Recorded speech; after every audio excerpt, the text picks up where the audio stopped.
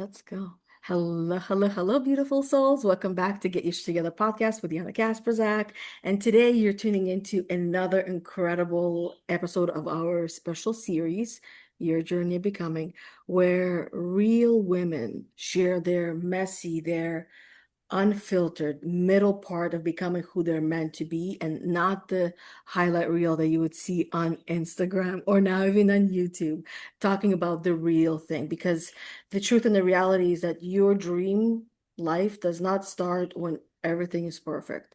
It actually starts when you have had enough of playing small and you finally decide once and for all to go for it all the way in, and you decide to go from no more surviving, and you go and decide to finally live and thrive. So grab your coffee, let's dive in, because today I'm joined by Niomi Hurley, who is a transformation coach. She's subconscious healing advocate and the host of Catching the Octopus Podcast, helping women break free from old programming, reconnect with their self-worth, and stop fixing themselves long enough to finally become who they truly are. So, Naomi, I love starting off this series with a question, because this is Get Your Shit Okay. Together podcast, right? Where we don't do Yeah. none of the surface level kind of shit. We do the raw, true, and authentic kind of approach and conversations. Yeah. So I'd love to know, when did you realize that the life that you were living wasn't actually yours and begun to get your shit together? Hmm. You know, I think I felt it a few times, but it wasn't until my marriage and my husband said to me that he no longer wanted to be in the marriage, in a conversation that we had, that I realized all of the things that I had foregone or put off or put to a second space Mm. for that contract, that I then started questioning and going, why did you do all that when someone could just pull the rug out from under it? And I don't want to take away from the importance that some people put on marriage, because each and every person has their own views. But that really started a change in me from my perception on everything, not just matrimony and the state of that, but the whole of society, the programming, all the things, because that was my desire, was to get into a point where I had the marriage, the kid, the house, Yeah, the dream the in program, in yeah. the air quotes there. Yeah, because that's what I was programmed to do. And then I realized, well, what do you want to do? And that's kind of when the shift really happened. Yeah, no, that's honestly, I feel like this is going to be something that every woman that's listening to will resonate, where there's that one thing that happens that I refer to it as that fantasy bubble that we all have gets burst. Mm, Like the fantasy of what we fantasize our life will be like when I meet the right person, as if there is one right person for us, right? I believe that there's many right people, just a matter of both need to be working at it and wanting to work at it, but working at it starts with working on yourself first and yeah, foremost. So that yeah, fantasy of like what that life will be like when I meet that man and get married and have a white picketed house with a white picketed fence and have 2.5 kids and a dog, or maybe like a labradoodle or some kind of special dog, and what that perfect picture looks like. And then one day, as you said, like the rug gets pulled from underneath, and all of a sudden, like you gotta figure out how you're gonna get up and where you're gonna get up, because now the rug is gone. yeah. And I think I probably didn't choose in alignment as I should have, because at that point obviously over life you change, and over life I changed, and we probably did fall out of alignment, which probably wasn't helpful. And I think coming into so I started my business a couple of years before that and left the big corporate world, the safety of a nice little Yeah. income to Hmm. be able to go into entrepreneurship. And I think that put pressure on the relationship as well. But I think, coming out and going into the entrepreneur world, that did start a little bit within me of going, well, hang on, what do I really want? But that moment of my whole perception of what my future looked like being shattered was enough to go, okay, now it's not good enough just to look at what you want. You need to create what you want. And that was kind of the shift that I had in that point. Yeah. And that's something that I've heard a few times where a woman chooses herself, and in choosing herself, she chooses the adventure of entrepreneurship. And that's not Mm. for the faint of heart. And after their partners are not even aware of what it is or how to go about supporting her on the journey. And then, of course, at the same time, the woman doesn't always know how to support him on his journey, not even helping him to understand, right? So it's literally like a dance and a tango. And if one is not willing to dance, then how can you dance with someone who's not? It's like dancing with a broom. And I'm sure we will watch Cinderella, seen Cinderella dance with the broom, and we know what that looks like, right? Yeah. Um, so often, sometimes it even comes from like left field when we're not even aware of something, and then surprise, here you go. And it's new information, and now you gotta digest and you gotta go through. And through this journey of life, I I have personally witnessed that I go through these different versions of myself where one version dies so the new version of me can be born, reborn. It's like death and rebirth that we all go through. And initially, like when the journey begins, when we begin this awakening of the soul, when the fantasy is shuttered, and another one, and we no longer can even pretend to go on in a way of everything is perfect, everything is peachy, right? So these versions of us that die so that new version of us, that new woman could finally live. What version of you that stands out to you the most that had to die so you can be reborn into the woman that you are today? I, I thought I had a few along my life cycle.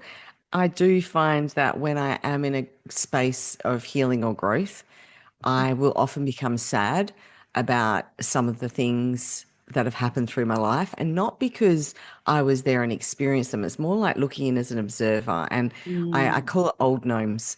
And I feel sad for the old versions of gnomes because she could only do the best she had with the information she had.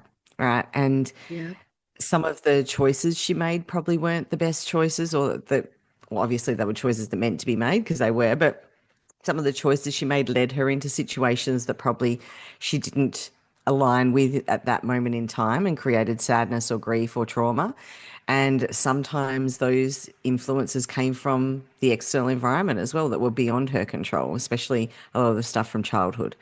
And so it was last year I actually went into a really deep healing space. So I had after my marriage ended, I spent at least 12 months just doing my own thing and then thought I might just try this dating thing, right? Not expecting anything serious, just to get out there and meet new people. And I ended up meeting this guy who I had almost an instantaneous connection with. And I don't know if anyone knows anything about twin flames, but I feel Yeah. like it was a twin flame connection, right? And that's romanticized because people are, oh, twin flame. Oh, no, no, no, no, no. Twin flames are there to trigger some healing in you, I tell you, Oh, and some growth. So, yes. oh, it was terrible. So at the time, I was excited, going, oh, I found my twin flame. And then after he ended up discarding me because he was had an avoidant attachment style. So he just, as soon as he started getting really into it, he just was bang, this is it. And I was just in disbelief and I was shattered. And I had felt the happiest I probably could say I'd felt in my whole life. And I have a lot of spiritual beliefs. And I was kind of sitting there and I was just like, universe, God, source, whatever your audience connects to. I was just like, how could you give that to me and then take that away? And I was just so disheartened. And then I ended up going into this really big, probably 3 months of just, oh, probably the lowest mood that I've had in my whole life. Like I wasn't looking to take my own life, but I had decided that if my life ended, so be it. Like I didn't have my Yeah. passion, I didn't have my drive, and it took me a while to get through. But then I started going, where is this? Doing the investigation, the curiosity, and it had come from my childhood abandonment wounds. So then going in and exploring them, and then the stuff that happened around me as a child, around the trauma there, and then how adults around me had participated because I was seeing things from a different perspective. And then having the awakening and moment of going, oh my God, I wasn't protected like I should have been by the people that should have protected me. So then having to have conversations with those people. And so there's been some relationships that I'm in no contact with now because there was the way I perceive things, their belief system says that that's not what happened.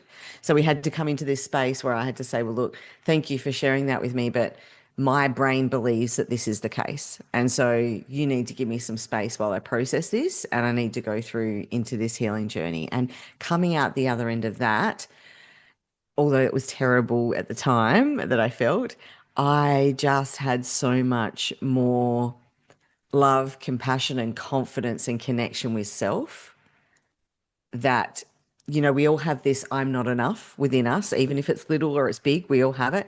And I can confidently say my I'm not enough shrunk dramatically, which obviously is a game changer when it comes to life.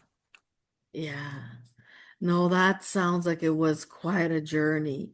And I would actually love to hear if you are open to sharing it about those childhood abandonment wounds that you mentioned that you were talking about, what they were, so others can also see themselves in you and see what's possible. So as long as I remember, I don't remember it starting. My grandfather, so my mum's dad, basically was inappropriate with me. I don't know if we need to give a trigger warning here to say Yeah. that we're talking about some stuff. And I ended up telling my mum and letting her know that it was happening, and she believed me. And I think that was really important for my Yeah. healing journey. However, now as an adult, I look at some of the circumstances around that. And in my mind, I believe that my mum knew. Mm, And I said to her, I said, I understand psychologically why you allowed that to happen. So but I don't as a parent, I don't get it. And I need yeah. to understand. Now, from her perspective in what she's saying, she's saying she never did know. She's sorry that it happened to me, but she didn't know.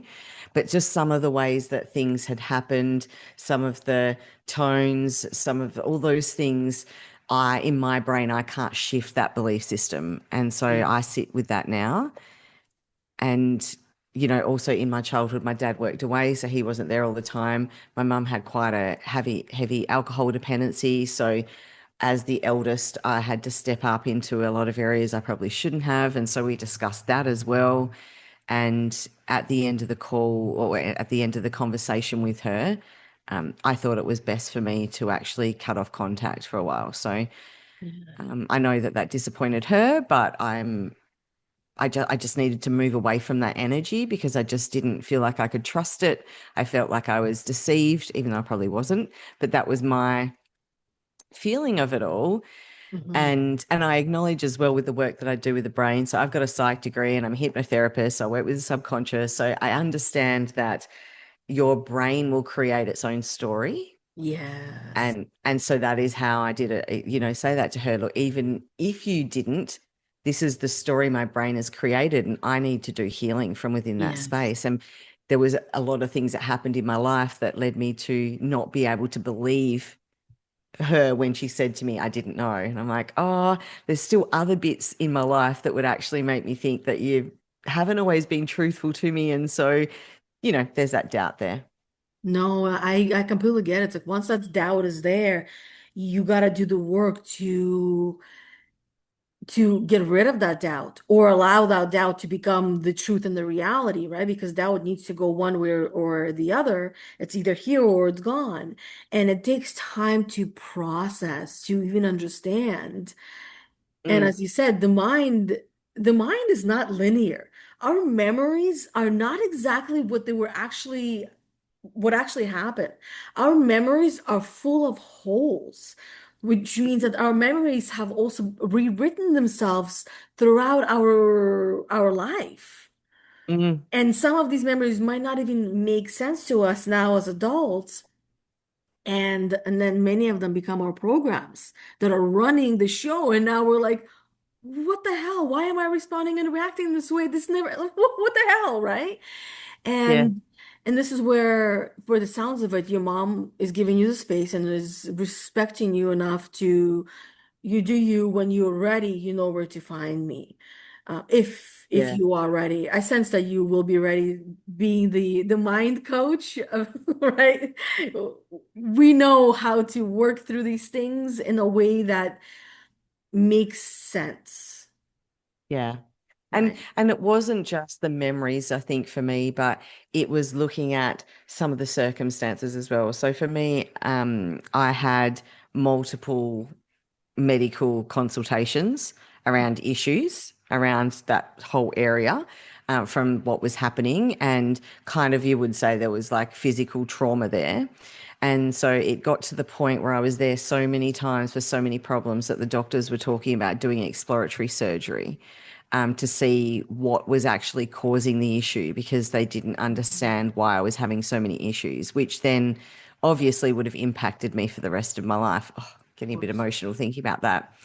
And I don't know, as a parent, and there was other things as well. They would come, my grandparents would come to visit us, and when I would go to bed, he came into the bed with me. This is at 6 7 years old.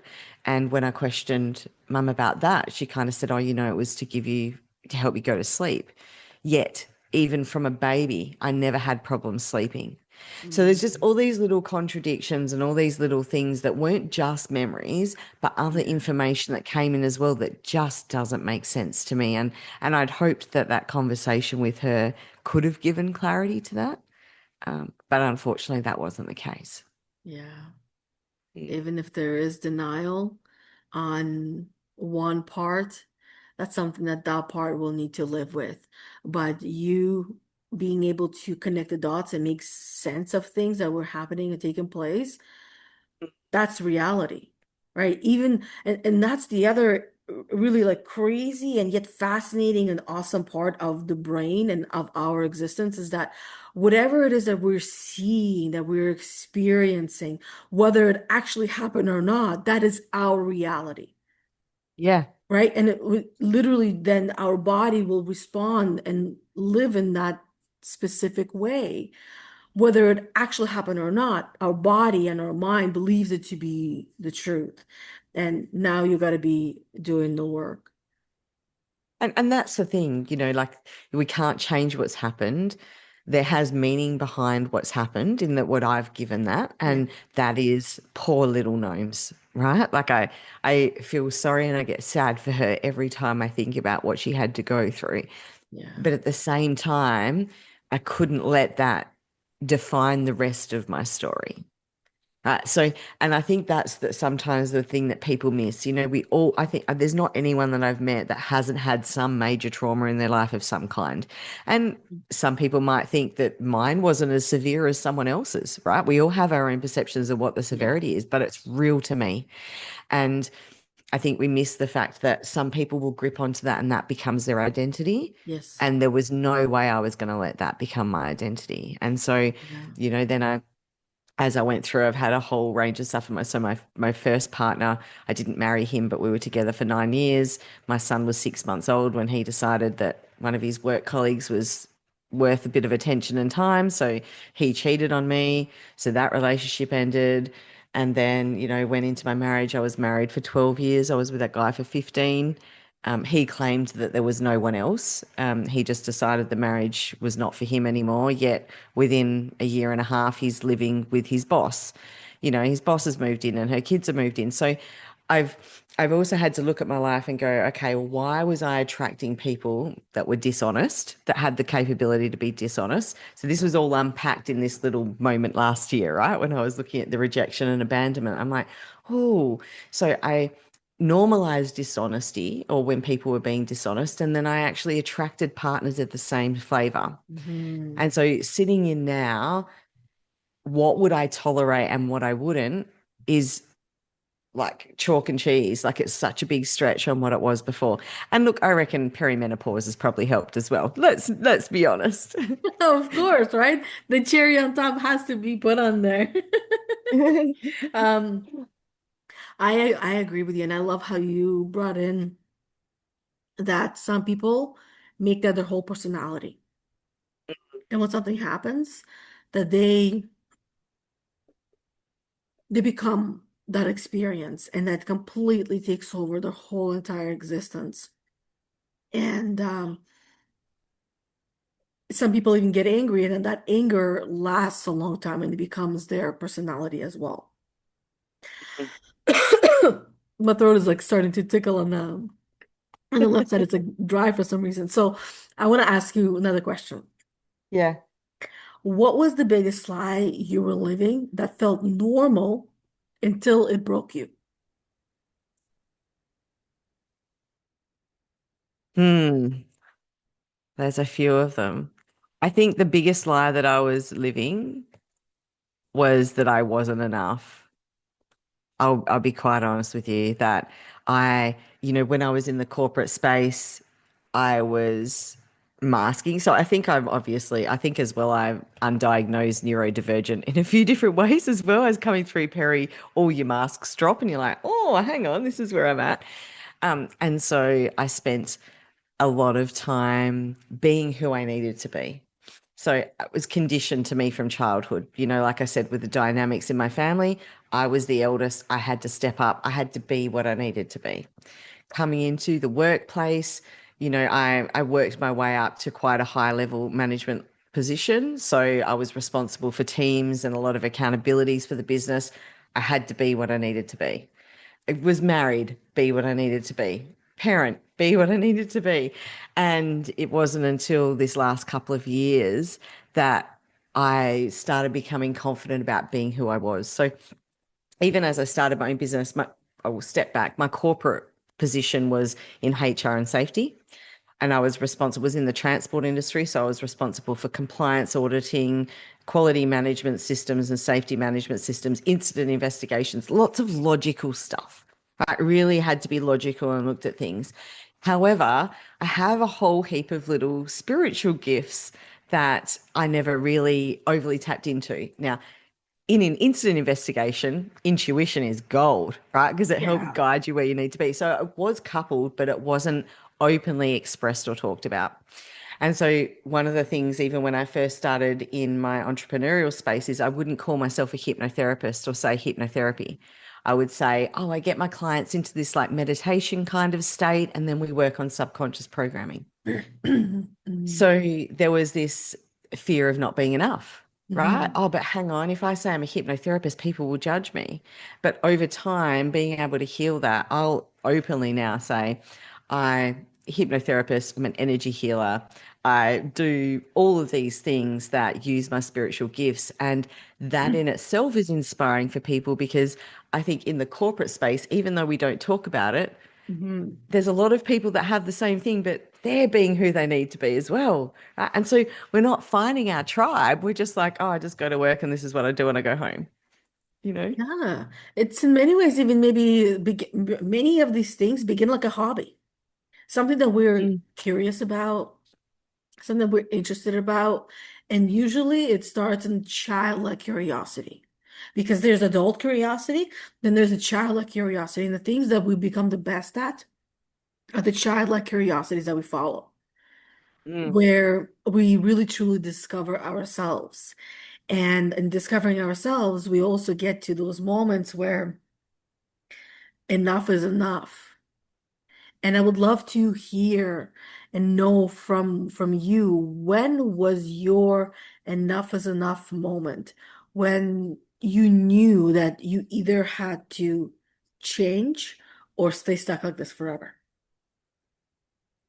Yeah, well, I did a program actually with Tony Robbins, and I Mm. did that towards the end of my corporate career because I knew I was going to be stepping into this. So what I was doing my psychology degree while I was still working, and I did my hypnotherapy course. It's like RTT, Rapid Transformational Therapy. So Oh yeah, Marissa Peer is the founder of that. So I did I that heard that. program as well. So I had a huge load, right? I got a psych degree, I had my RTT, and I had my workplace stuff going on as well. It was pretty intense. And then because COVID had hit, the Unleash the Power Within event came online. And so I'm like, yeah, I'll do that. So I was doing it from 10 o'clock at night till 10 o'clock in the morning. So I was doing it in US time from over here from Australia. And my initial objective for that was to learn some things that I could bring into my consulting business when I started it and Mhm. working with people and client bases. And there's one exercise that he does, which is like I think he calls it the Dickens method, where he gets you to look at something that's an issue, and then he gets you to look at the past elements that have led up to where that issue is, and then the future if you don't make a change. And he gets Mm. it's a really deep self-reflection, accompanied by music and some really great, powerful words. And I realized at that point, if I stayed in the current belief systems I had, then I was never going to achieve what I was set out and meant to achieve. And that Yeah. was a pivotal moment. So it ended up helping me. It wasn't for everyone else, it was for me. No, not everything is for everyone else, right? Yeah. Everything that we experience isn't even for ourselves. And then what you're talking about, that I call it an exercise. I learned it through IPEC coaching, that the program that I went through, and it's referred to as the pain and gain matrix. And at the Right. core, what it's talking about, oh, there's like an airplane really low to the Oh, ground flying over here. I don't know if you hear it or not. Hopefully not. But anyway, so oh. the whole point of this pain and gain matrix at the core is we only change when we have suffered enough. When the Mm-hmm. pain of staying the same is greater than the pain of change, because regardless of what we do, we're going to experience pain. If we stay the same, Mm-hmm. there's going to be pain. If we change, there's going to be pain. Suffering, of course, is optional, but most will end up suffering when they're staying the same. And we all need to get to the point where we've stayed the same long enough, where we say, enough is enough. And then we change. And then we choose that pain of change because it no longer is as painful, because recognizing what we lose if we don't do it, or also what we lose if we do it, right? Or we gain what we do it, what happens, and then going from that point on and finally choosing, deciding that journey of yours that you're on. And as you go on that journey, we lose. It's literally like a lost and found game. We lose things, Yeah. we find Yeah. things, we lose things, we find things. But we Yeah. always lose things in our journey. And I'd love to hear, what is that one thing that comes to mind to you that you lost on your journey that you actually did not expect to grieve? Yeah, see, I've lost a lot of things, but I don't think I've grieved them, so that's not going to work. As soon as you said that, I had an answer pop in my head, and I'm like, oh, I'm See? not really grieving that. And for me, that was I've worked very much in a masculine energy for a lot of my life. I make stuff happen.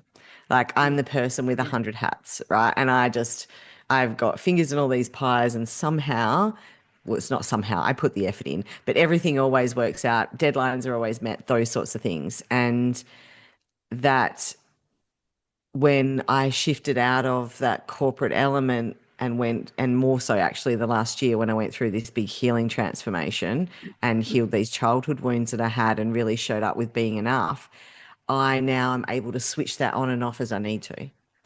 Mm. So before that, it was very hard for me to sit in silence. And maybe because I got some neurodivergence going on, my brain likes to be active, but that whole true feminine energy of flow and allowing things to come to me and attracting the right things. Although it was there, it was never really predominant in my life. That masculine energy was of get stuff done, Yeah. the force element.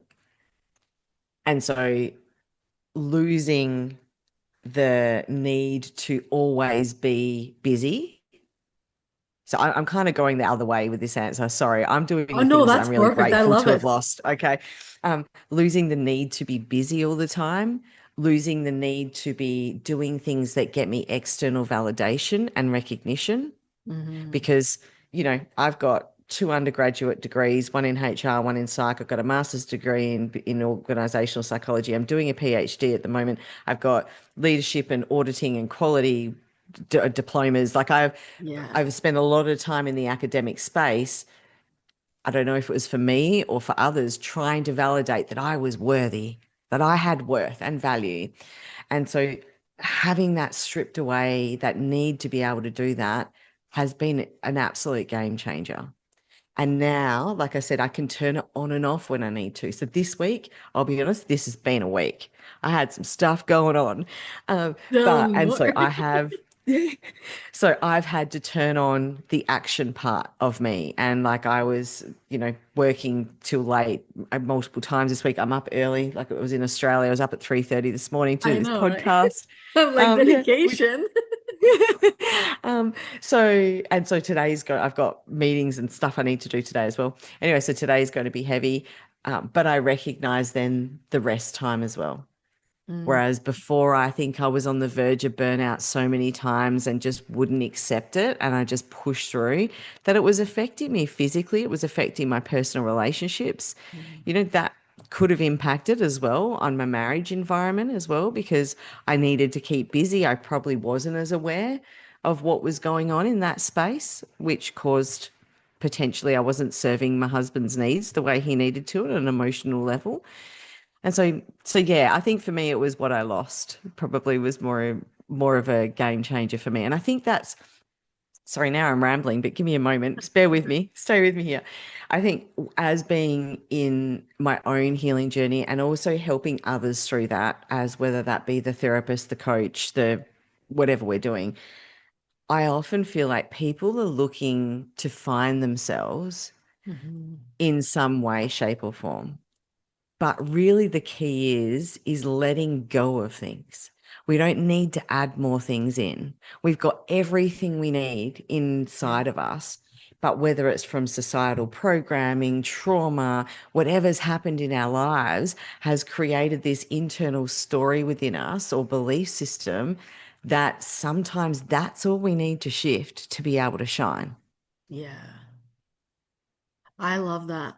That process of what you're talking about on the inside, that we have everything in the inside we really need. I uh, I call that approach of the same things I like to do in my house, which is decluttering and organizing. Because we Yeah. have more than enough, which means that we have a lot of shit that we don't need. And that's the shit that we need to declutter. We need to get rid of it. We need to let it go. But more often than not, when people are trying to let go of things and get rid of them, they forget to practice gratitude for the very Yes. fact that whether it was a physical object or was a mental object that you were carrying, that it had a purpose, it had a job, and it did a job. Yeah. And until we learn to be grateful for things, we won't be getting the things that we actually truly want, the things that we know we're worthy of until we practice that gratitude. And the way that we practice that gratitude is tuning in and tuning the world out and understanding ourselves in ways that we didn't understand before. Yeah. And often it's hard for people to do it on their own, but it makes all the difference when you have somebody there guiding you through it, or at least supporting you as like that the bouncing wall where you can just throw things and ideas at the wall and you see Yeah. if they stick. Yeah, Right? yeah, yeah. Yeah. And, working with clients, that's one of the things that I've definitely, I'm so with you on this gratitude thing. So any of the self-belief. So if we go into the subconscious, right, the subconscious grabs things along our lifetime and thinks, oh, we'll do this. Oh, that kept us safe. Cool, that's handy to keep doing. And so it sticks in us. And then it comes to a point in our life where we're like, oh, actually, now this is hindering me, not helping me anymore. But the Mm. subconscious doesn't recognize that because subconscious is like, no, no, this kept you safe or this kept you Yeah. protected or whatever it is. And so that's very much part of that process of letting those go. I actually say those words. I said, look, we have to be grateful for everything that's helped us in the past. And we actually do some gratitude exercises in that as we're releasing and letting it go, because it's important as well to have the right energy and frequency around that. Yeah. If you're letting something go and you're not actually letting it go with love and gratitude, then there's some, if we go into the end now, I'm going the energy perspective, it's very hard to cut the energy connection with that, Mm. because if we're still having some pain associated with it, the subconscious will be going, hang on, but you're telling me you can do okay without this, but there's still pain. I'm still feeling pain. No, no, no, we need to keep this. You're Yeah. still not feeling safe. And so by doing that love and gratitude, it shows the nervous system, the subconscious system, like all of the body energy responses that, oh, it's safe to let this go now. And Yeah. we can be celebrating letting it go. So I love that you mentioned that. The gratitude is really super important. Because without it, we don't really, manifestation itself won't work without gratitude. Let's put it that way. And Yes. manifestation, it's Yes. also, each and every one of us is a creator. Mm-hmm. And whether you use the word creation or creator or manifestation, all of them connect to gratitude. And gratitude, that we also can feel sad and lost and confused and grateful at the same time. We gotta pick one feeling. And even when we're going through the hardest moments, we could pick and choose to feel gratitude, even in that moment, even if it's temporarily, that will be the anchor next time around when Mm. you're going through something. And it becomes easier and easier and easier to go through these challenging times and moments, because as we all age, we're all going to be losing either things, people, or even pets that we love. It's Mm-hmm. inevitable. And it's important to grieve those things. And that's why I like to ask that question, like, what do you grieve that you didn't expect to grieve? Because all the other things, like, that's normal, it's expected. Yeah. But often we forget there's other things that we grieve that we don't even realize that we're grieving. Yeah. And the gratitude space as well. I mean, I know some people don't understand it, but even the stuff that happened to me as a child, I have gratitude for that. Yeah. And yes, it's painful. And yes, when I sit in it, it's horrible. And yes, what a horrible, horrible human. I mean, we went through the court system. Court system, for people that have done that, court system isn't set up for the victims of any sort of sexual or physical No, abuse, it's not. unfortunately, when it's a gender imbalance there. And so the judge actually said, I believe this little girl, I think it was about 8 or 9 at the time when it went through the court. I believe this little girl, but unfortunately, the way that the system's set up, I have to find him not guilty. And so I've had to live with that as well. Yeah. But, you know, it's amazing how many women that come in that I'm working with that have had unfortunately experienced something similar. Yeah. And so I have a way that I can help them now. And I can show them that there's light at the end of the tunnel if they can get through and process their healing. Every little thing that's happened to me that has created those lower vibrational emotions, or the grief and the sadness and the why me's and all of those sorts of things. Once I've moved past, I have to have gratitude for them, because this person that's sitting in front of you right now Yeah. is a culmination of all those experiences, and how lucky I am to have such a broad range of experiences to be able to pull from when I'm working with myself in healing or when I'm working with others. Yeah. I love that. It says a lot about the work that you have done on yourself, for yourself, that now those that choose to work with you will benefit as well. Because Mm, I can't even tell you how many coaches I've met that say they've done the work, but you can tell they have not done the work, and they end up doing more damage to their clients than good, because there's a Yes. lot of projecting and dumping and expecting that takes place where that's not what coaching spaces is all about. Here's the tools, here's the information. You do with them what you will. Nobody's going to Yeah. be holding your hand or telling you what to do or how to do it, guiding you, supporting you, yes, but not telling you this is the only way Yes. because it doesn't work. And in your life, um, I know throughout all of our lives, we're continuing to get our shit together all the time. And I would love to know, what does that actually, like getting your shit together in your daily to day life, actually look like for you? That's a really good question because that's always evolving and changing, right? What that looked like Exactly. 5 years ago was different to what it looks like today. Um, I think I'm really proud of where I've come with my enoughness. I'm really proud of where I've come with my accountability for myself and how I show up. Getting my shit together. You know, life will throw me something, an experience in the next 3 to 6 months, which will highlight the next area I need to work on to get my shit together. And I know that if I'm in a period where everything around me is going really well, and I don't have any major impacts from life, then I need to sit in that and appreciate and have gratitude for it because it's not going to be like this forever. Same as if you're in Smell the the throes roses. of it. Yeah. Same as if you're in the throes of it, right? There's this feeling of knowing, hey, I've overcome every bad day I've experienced. This can only get better. Right. So life's a roller coaster. It's going to have ups and downs. I suppose for me, I've tried to do the healing so that the ups and downs aren't so deep. When I'm down, I don't go so deep, but it still happens. Of And course. so even though I can't think of something in particular right now, I have no doubt that when the time is right, life is going to throw something at me and I'm going to go, oh, that's what I need to heal now. And then Yeah. I'll be working on that process. Yeah. And that's more on like a deeper level of getting your shit together. But on a surface level, often the getting the shit together looks like making the bed in the morning, getting dressed at a certain time, waking up at 3:30 in the morning. Like for you, like hands up for you. I don't think I'd be up that early. Not even probably for Tonya Robbins, just saying. But it's getting ready. It's being getting to places on time, if that's used to be one of the struggles, right? It's all those little things that we do on day-to-day basis. Even keeping the kitchen clean for most of us women that have a family that we have to feed.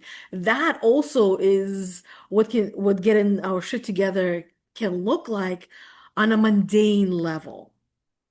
Okay, on a mundane level. See, because I've got this like inner achiever in me, I kind of have the mastered a lot of the stuff, but probably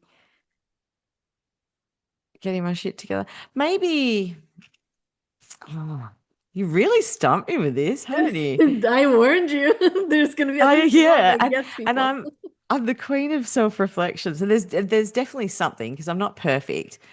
Maybe try. I'm in my head. So this is the important part of the stories you create and the way you set yourself up. So in my head at the moment, everything that I think of is something I do well.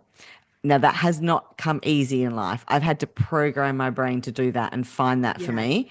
And so now when I've got this question, it's like, oh, I have to think of things that aren't going too well that I need to, that I need to improve in.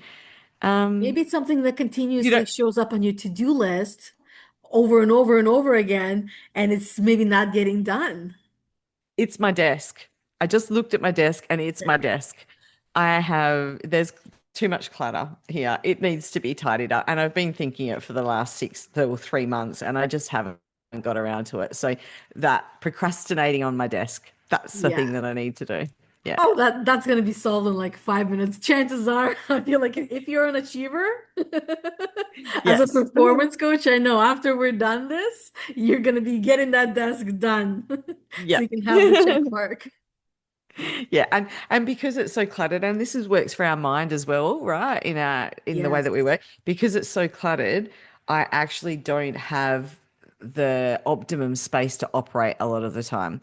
So I have to move things out of the way to be able to get to other things. Whereas Mm, if it was optimum, it would just be everything at my fingertips, and it just makes things a lot smoother. So yes, thank you for highlighting that for me. I'll Oh, get no on to that. problem. No problem. In my mind, I also like to design things. So in my mind, I'm like, if that was me, I'd be designing some little structures on a table where everything can be nice and organized. And at the bottom of the table on the side, so there'll be a whole entire setup. So I have Yeah. everything at my fingertips as well. It makes it so much easier. Yes, yes, it does. Convenience. So I often talk in talking about that, I often talk about setting future gnomes up for success. All Yeah. right. So how can I set future gnomes up for success? Does that mean that, when know that something needs to happen, when I know I'm taking the dogs to the park, I have my backpack in the back that has the dog leads in it, the ball throwing thing in it, and it's all just in a backpack. So when I get to the dog park, pull that out of the car and I put it on. So instead of running around in the morning to get that before we go down. Mhm. So I'm very much about, yeah, what can I do in this moment that will take me not much time, but I know that it's going to set future gnomes up. Yeah. Yeah. And And that's the that's desk. perfect. It's like I know many people will talk about having their emergency bag ready. Yeah. Right? So having different types of quote unquote emergency bags ready for you going with a dog, you have that ready so you don't have to run around looking for things. You're preparing for the future Naomi or gnomes, as you said, for the next day, for the next week. So that way she doesn't need to be worrying about what to do and how to do it. It's time to go. You get your things and you're out the door without stress. Yeah. Yeah. So And go oh, sorry, I on. was going to say, and doing that when you're not in a stressed, when you're not stressed, when you do have a bit of free time, just spending that little bit of time prepping for future gnomes. Yeah, the amount of times I've just gone, oh, thanks, past gnomes, I owe you one. Like, and off I go. Yeah. Yeah. And it can also be as simple as preparing what we're going to have for dinner tonight. Yeah. That used to be the question, one of the first questions my husband would ask when we're talking in the morning as he's driving to work at like 6:30 in the morning. I'm like, dude, I don't even know what's going to be for breakfast yet, okay? So, but because of that question, that led us into meal prepping for breakfast and lunch. Now we just have to think about dinner. Yeah. So Yeah. then that question, first thing in the morning, is actually appropriate because I don't have to think about lunch. I don't have to think about breakfast. All I can think about is dinner because everything else is already prepared for, and it saves so much time and energy, especially for me, Hmm. where the last thing that I found myself wanting to do, especially when I began working from home in my entrepreneurial journey, was to prepare myself breakfast, to think about what I'm going to have for breakfast and then prepare it and do it. And then the same thing for lunch. It just became like those were the things that were causing me anxiety. Mm-hmm. And when that preparation is done ahead of the time, the stress is gone. It makes it so And much simpler. we as women in the patriarchal society we live within, right? Women and men have their roles in what they do, and I believe the system's is not set up for either of our success unless you're at the top of the hierarchical chain. But anyway, that's a whole nother podcast we could do. Oh yeah, But sure too. but but part of the woman's role in what we're conditioned to do is to look after people around us, Yeah, right? We're, caretakers. we're Yeah. conditioned in that space to be caretakers. But we miss that. What about looking after ourselves? Like we would do that for, I would do that for my kids, knowing that they've got to go do this. I would get their shoes ready for them, or I'd have this on the table so it was easy for them to grab. I've preempted for a lot of my life for the people around me to set them up for success.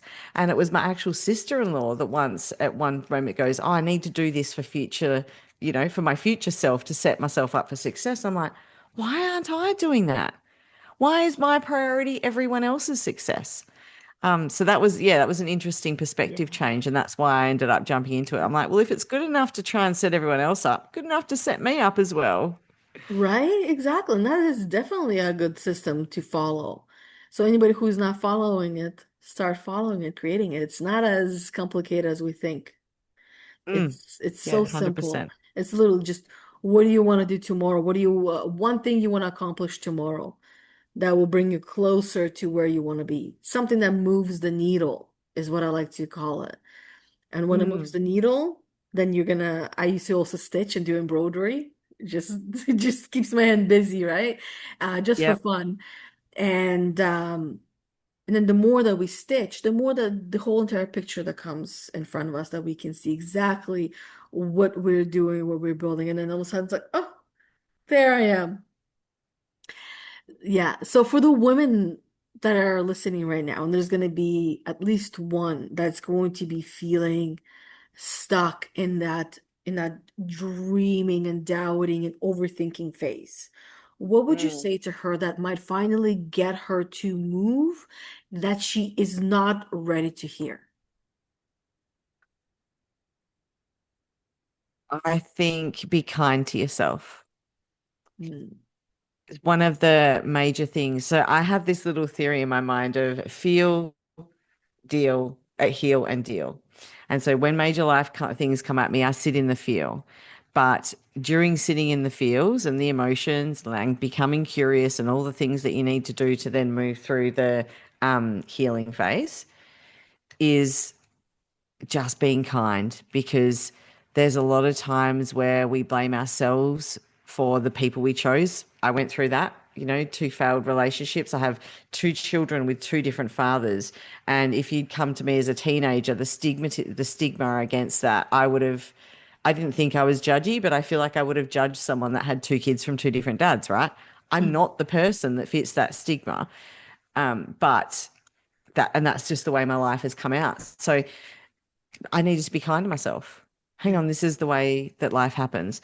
And then moving into a space of going, okay, now that we've actually explored all these and we've looked at the emotions and now we're looking at the cognition, what is it? Let's become curious about where we need to go moving forward and what we need to do to be able to heal whatever that's triggered in us, whether that is I'm not enough, whether that is rejection or abandonment, whether that is whatever.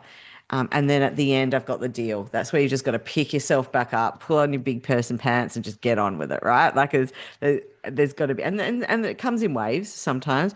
There's got to be the time where you do need to sit in whatever you're feeling yeah, and be kind with yourself while you're doing that.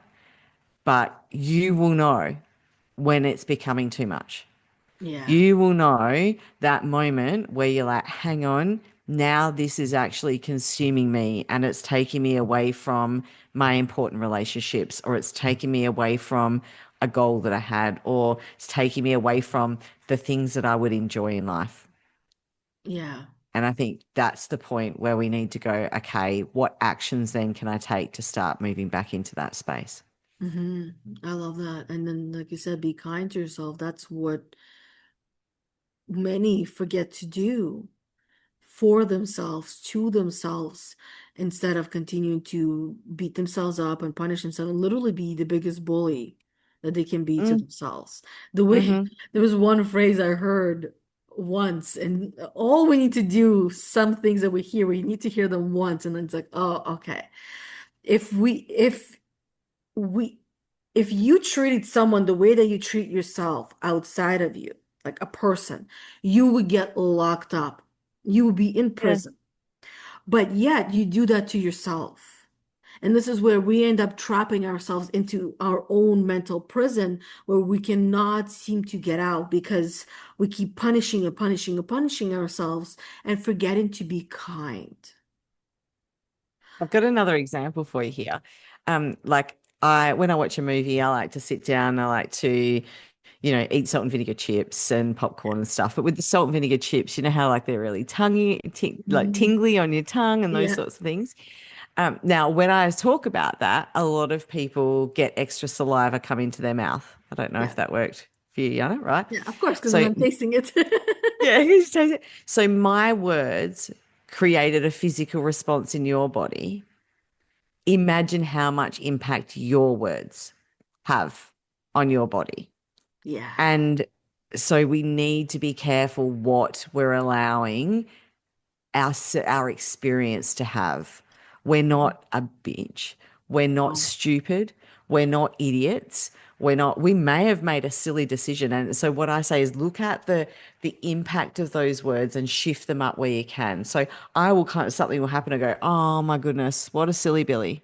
Right. So if you're wired to have that kind of self-criticism, make it fun. Yeah. Don't make it damaging, you know? Yeah. And we're in tune to hearing our own voice, and our own voice is the most powerful voice we can actually hear.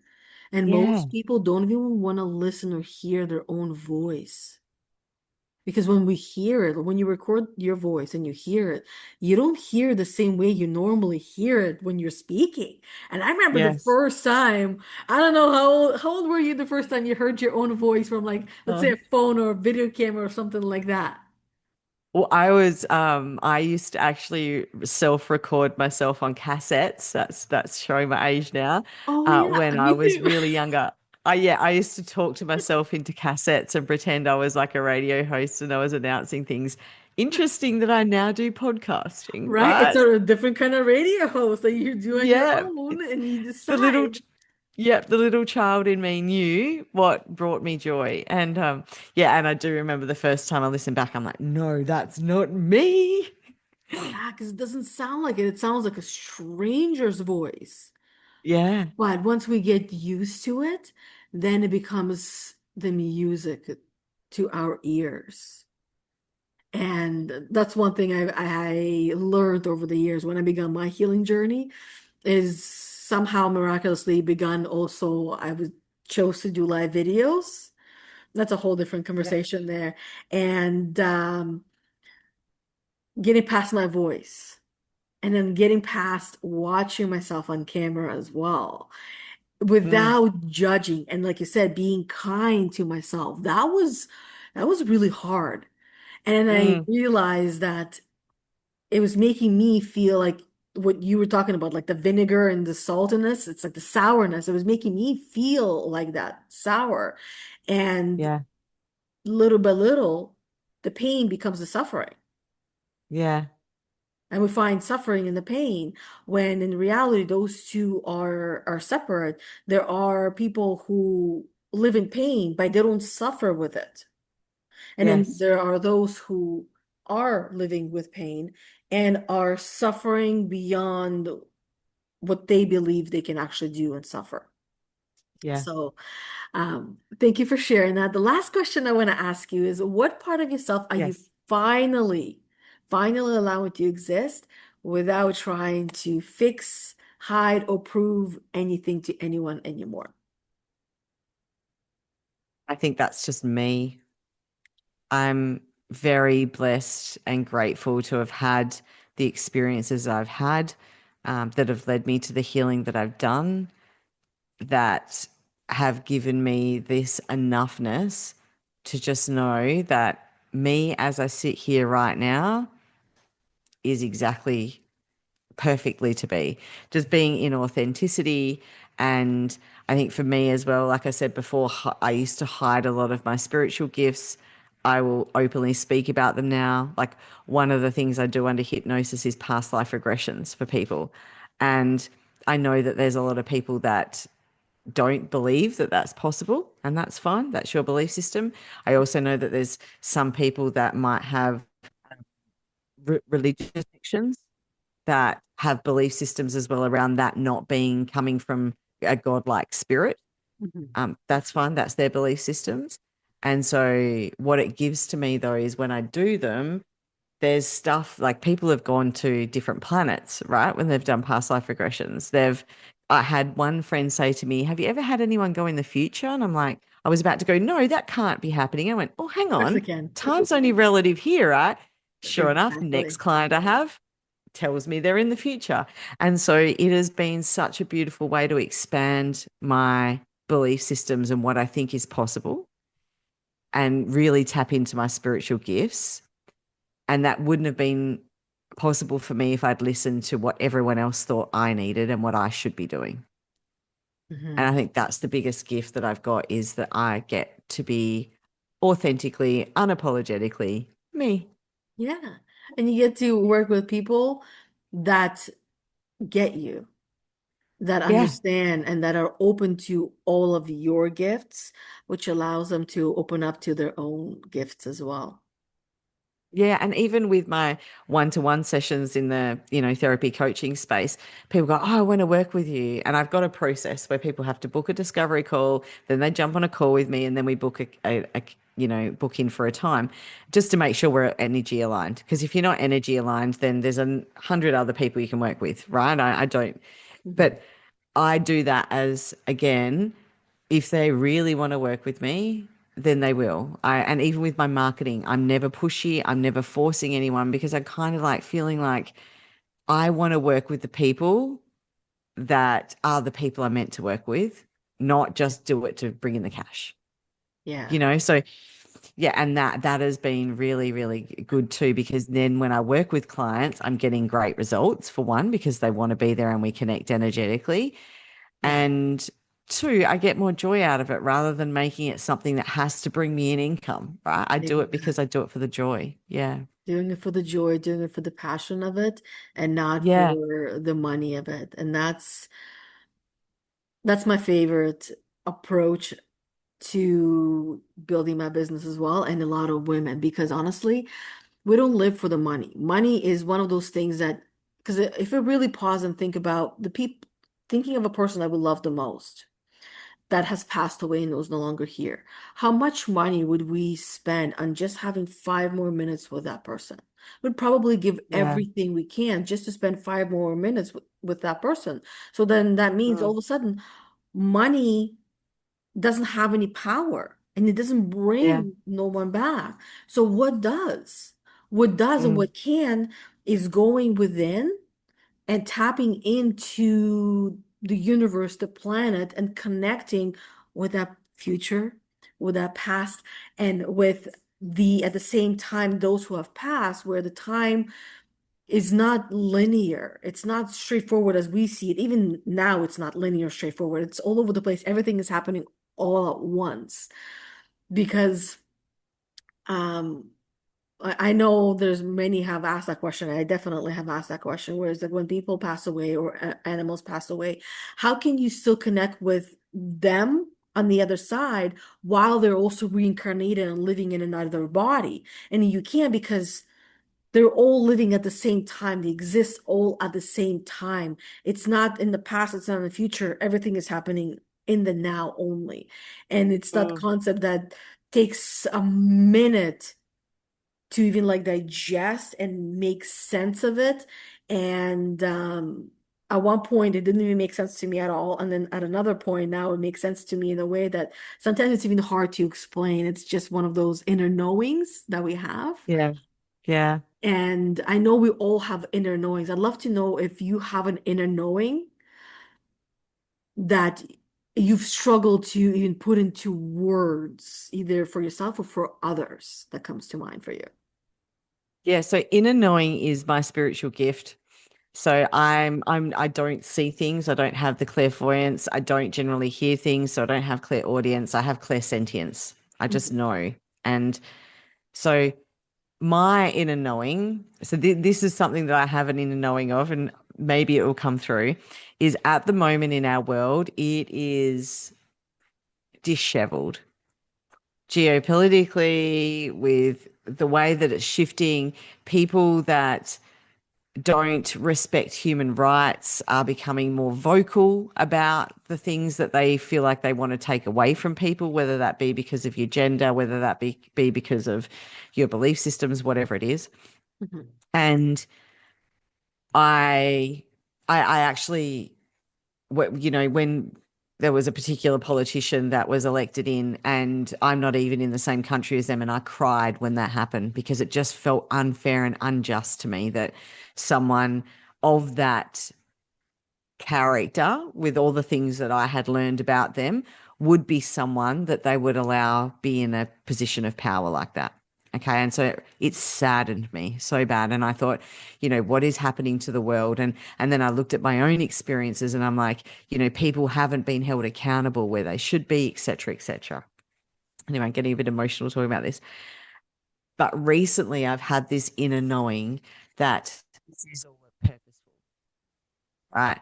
before we can actually create change in something, it needs the other thing needs to crumble. And this even goes with our personal healing journey, right? Like you said before, the pain needs to get too much, right? So then we create the change that we need to see. And that's what I envisage is happening in the world at the moment. The pain is going to get to a point where it's just too much, Yeah. and then it's going to fall away, and we can move into a space that we can go back into living in community, helping and supporting each other, and living like we're meant to do when we go back to our tribal essence, right? Enjoying life, not being in an office or being in a workplace from, from when it's, you leave when it's Yeah. dark, you come home when it's dark. Finding things that we can get that resource, our food resources and our shelter resources, and still enjoy the time we have in doing our hobbies or being in nature. Or anyway, it might sound a bit utopian, but I have this knowingness that we are heading there. And in the meantime, we just have to find our people and be there and sort of hold hands and grip and Yeah. and wait it out a little bit, and still be as vocal as we can against some of the stuff that is happening that just isn't right. It's not Yeah. right for humanity. Yeah, I agree with you. And I also have learned, I've gone through a period in my life where I just wanted to fix everything possible, everything that's essentially wrong with the world, which is my own perception of what I see that's wrong with the world. Others will see Exactly. different things that are wrong with the world. So Yeah. I was living in my own perceptions of what was wrong with the world, and I wanted to fix it all. And then there was something that was shared with me that allowed me to let go of control of all the other things and only focus on my own circle of influence. And the own circle of influence means that, for example, I'll just give one example. There was many, but I see that like the school system, no matter what country you're living in, is broken. And Yeah. the things, and there's so many things that need to be put in the system, even beginning with teaching kids how to self-regulate, teaching kids how to focus instead of telling them focus. You got to have a class on focusing and on mental health. You got to have that. My daughter just lost a friend over the weekend to suicide. Oh, Like that's yeah. insane. And she's going Mm, through things herself. And unfortunately, I'm not even mm, home to help her, so I can only do so much through the phone. And mm. and if these things were taught in school, then a lot would change. But that's not my circle of influence, which means I'm not in the school system. I can't influence it. I need to be in that circle to be able to influence it. But what I To can them, do yeah. is the women that I work with, many of them happen to be teachers, interestingly enough. I was going to say that, yeah. So that becomes my circle of influence where I can help them. And then based on their own perceptions and perspectives of what they see is wrong with the school system, which is again not going to be mine, it's going to be their perceptions, their things, that then they can do something about it because they are in that space, they are in that circle. Whereas for me, it's like me marching in with a white flag inside each and every school and saying, I'm here to savor you, right? To save you. Yeah. And Yeah. everybody be like, great. Who the hell are you? And why should we Yeah. listen to you? You know what I mean? So, but those who are already there, they already know and they can do something about it. We So, underestimate the power of the ripple effect, right? Yeah. exactly. And that's a great word, a ripple effect, where my circle of influence starts from the outside of where I would want that wave of water to go to.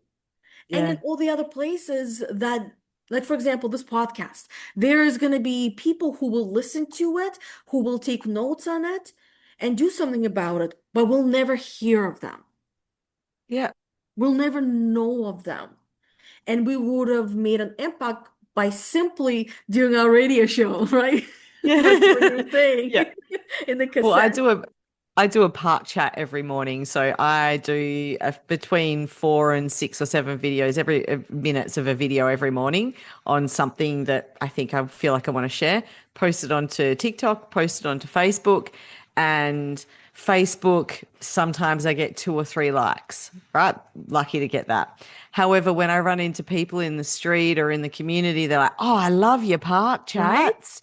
Yeah. And I'm impacting. Whereas on TikTok, different platform, a lot of the people in my circle don't see it, but my following has increased by 1,500 in the last month. Like I was 300 and now I'm 2,500. So yeah, it's just jumped up, and my likes went from like 300 to 10,500 likes. So that's finding a new audience on there as well that I don't normally have. And for me, it was just about the consistency. I had a message, I put it out. If it impacts positively one person, I've done my job. And like you said, you don't always see the fruits of your efforts, right? It's just knowing that you're showing up the best way you can. Yeah, and we're in the end we're doing it for ourselves because this is something that we're passionate about. Yes, And it yeah, that shit shows through. And the right people yeah, will come and it will repel all the wrong people, yeah, right? yeah, There- 100%. And then whenever there's trolls, the ones that are commenting and leaving bad things, that often means that you're moving in the right direction. Once you have haters, that means you're successful. And I've heard that Yeah. many times. I'm like, yeah, come on, bring them on. So thank you so much, Naomi, for sharing your journey so openly today. Go and check out her podcast, Catching the Octopus Podcast. Follow her on social media platforms. I will leave all the links and all of the things in the show notes below. And if this episode hit home, share with a woman who needs to hear it as well. And if you're ready to keep going, come hang out with us inside the Heal the Unicorn Facebook group where magic happens in there as well. Subscribe to this podcast so you get used to the podcast so you never miss an episode because just like this one, there are some that are being uploaded and dropping that are pre-recorded that you never get to see live that I normally do on Facebook. Until next time, keep showing up, keep becoming, and remember, you are not behind. You are not too old, you're not too young, and you're right on time. So thank you, everybody. Until next time. Bye.